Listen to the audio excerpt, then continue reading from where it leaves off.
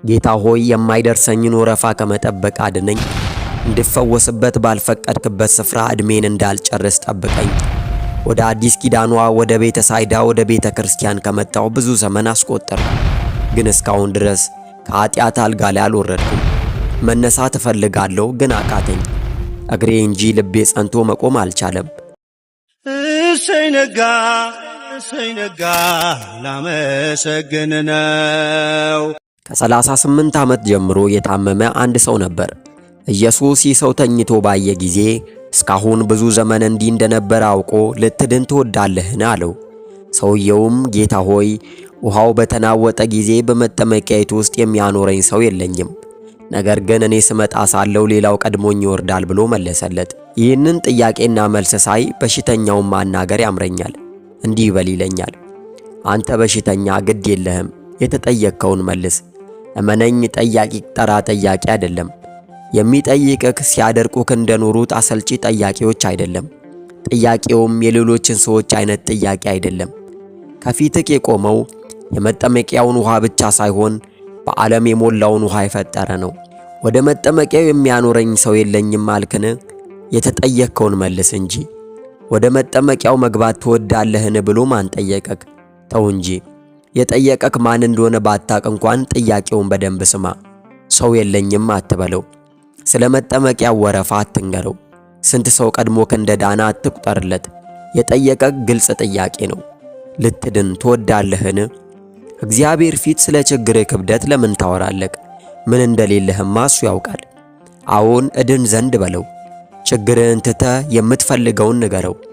የችግርህን መወሳሰብ ስር መስደድ ለሱ የሚከብድ አይደለምና መዳን እንደምትሻ ብቻ በእምነት ንገረው የሚል ተግሣጽ በበሽተኛው በኩል ወደኛ ደረሰ። መጻጉዕ በሽተኛው ቤተ ሳይዳ ከመጣ 38 ዓመት ሆነው። ዳዊትና ሰለሞን 40 ዓመት ነግሰው እንኳን ብዙ የምሬት ቅኔ ተቀኝተዋል። ይህ ሰው አልጋ ላይ ሆኖ 40 ዓመት ሊሞላው ሲል ምንኛ ተንገሽግሾ ይሆን? ልብ በሉ፣ ጌታችን በቤተልሔም ሲወለድ ይህ በሽተኛ በአልጋው ላይ ነበር። እረኞች ከብዙ መላእክት ጋር ሲዘምሩ እሱ የአንድን መልአክ መውረድና ውሃውን ማናወጥ እየጠበቀ 6ኛ ዓመቱን ደፍኖ ነበር። ጌታችን የ32 ዓመት ዕድሜ ላይ ደርሶ ወደ መጠመቂያው ስፍራ ሲመጣ ይህ ሰው አልጋ ላይ ነው። መጠመቂያው 38 ዓመት በተስፋ ሲጠበቅ ቆይቶ ሳይጠመቅባት ቀረ። ጌታ ሆይ የማይደርሰኝን ወረፋ ከመጠበቅ አድነኝ።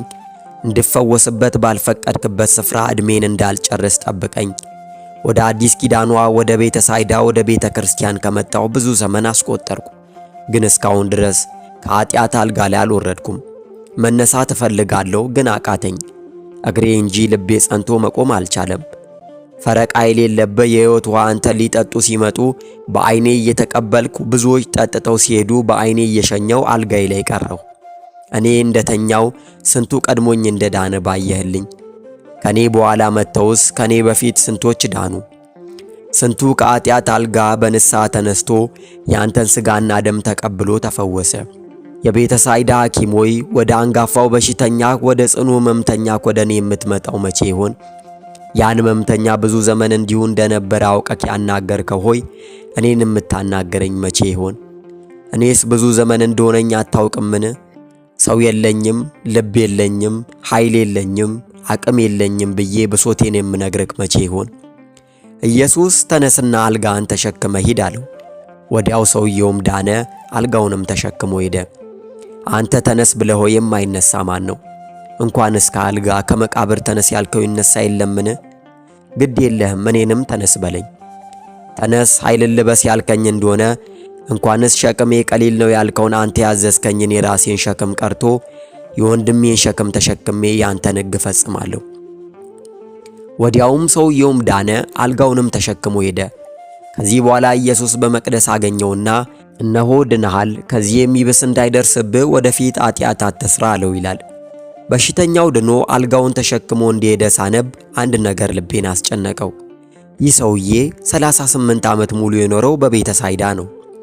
ክርስቶስ ድንገት ፈውሶት ሂድ ሲለው እሺ ብሎ ከዚያ መጠመቂያ ስፍራ ከወጣ በኋላ ወዴት ሄደ? የ38 ዓመት ሕመምተኛ ሆይ ወዴት ሄድክ? ከመጠመቂያው መውጣትህን ሰምተን አድንቀናል። ከዚያስ ወዴት ሄድክ? ዙሪያ ገባው አልተለወጠብህምን? መንገድስ አልጠፋብህምን? ወደ ዘመዶች ቤት ሄድክ እንዳልል ሰው የለኝም ስትል ሰምቻለሁ። አልጋህንስ የት አደረስካት? መቼም ሰባብረ እንደማትጥላት የታወቀ ነው። አልጋ ለታመመ ብቻ ሳይሆን ለጤነኛም ያስፈልጋታልና 4 እግር እያላት ጥላ ያልሄደችውን ዘመድን መቼም በክብር ማስቀመጥ አይቀርም። ለማንኛውም እዚያው ምዕራፍ ላይ ኢየሱስ ይህንን በሽተኛ ዳግም በመቅደስ አገኘው ይላል። ከመጠመቂያው ቦታ አድኖ ያስነሳው ሰው በመቅደስ ቆሞ አገኘው። ይህ በሽተኛ እግሩ ሲጸናለት ሄደው ወደ ፈጣሪው ደጅ መሆኑ ያስመሰግነዋል። ጌታ በመጠጥ ቤት ቢያገኘው ኖሮ ያሳዝን ነበር። እግርህን ያጸናውልህ ለዚህ ነው ወይ ብሎ ባዘነበትም ነበር። አሁን ግን ያዳነው ጌታ በመቅደስ አግኝቶት እነሆ ድነሃል፣ ከዚህ የሚብስ እንዳይደርስብህ ወደፊት ኃጢአት አትስራ አለው። ይህንን የምታነብ ወንድሜ ሆይ ክርስቶስ አንተንስ አላዳነህምን? እረ እኔ ሽባው ሆኜ አላውቅም፣ ማንም እኔን ከአልጋ ላይ አላስነሳኝም ትለኝ እንደሆነ እመነኝ፣ ክርስቶስ እንዳንተ ያዳነውስ የለም። እሱ እኔና አንተን ተነሱ ብሎ ያስነሳን ከ38 ሳይሆን ከዘላለም የሲኦልና የኃጢአት አልጋ ነው። እኛን የፈወሰን አልጋችንን አሸክሞ ሳይሆን እሱ ራሱ እኛን ከነ አልጋችን ተሸክሞን ነው። ካላመንከኝ ነቢዩ ኢሳይያስን ጠይቀው። እርሱ ግን የብዙ ሰዎችን ኃጢአት ተሸከመ ሲልህ ትሰማዋለህ። የእኛን በደል ተሸክሞ ጀርባው ምን ያህል እንደቆሰለ ባየህ። ይህስ ጀርባዬ ታያለህ የተባለው ሙሴ ብትጠይቀው ሳይሻል አይቀርምን? ያዳነን አምላክ አንተስ የት ነው የሚያገኝህ? እንደዚህ ሰውዬ መቅደስ ያገኝህ ይሆን? የትም ቢያገኝህ ግን ቃሉ አንድ ነው፣ እነሆ ድነሃል። ከዚህ የሚብስ እንዳይደርስብህ ወደፊት ኃጢአት አትስራ። ከ38 ዓመት የአልጋ ቁራኝነት የሚብስ ምን ሊመጣ ነው ካልክስ እሱን ከማየት ይሰውረኝ ብትል ይሻልሃል።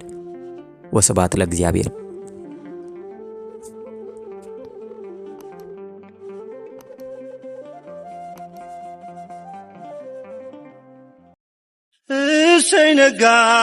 እሰይ ነጋ ላመሰግን ነው።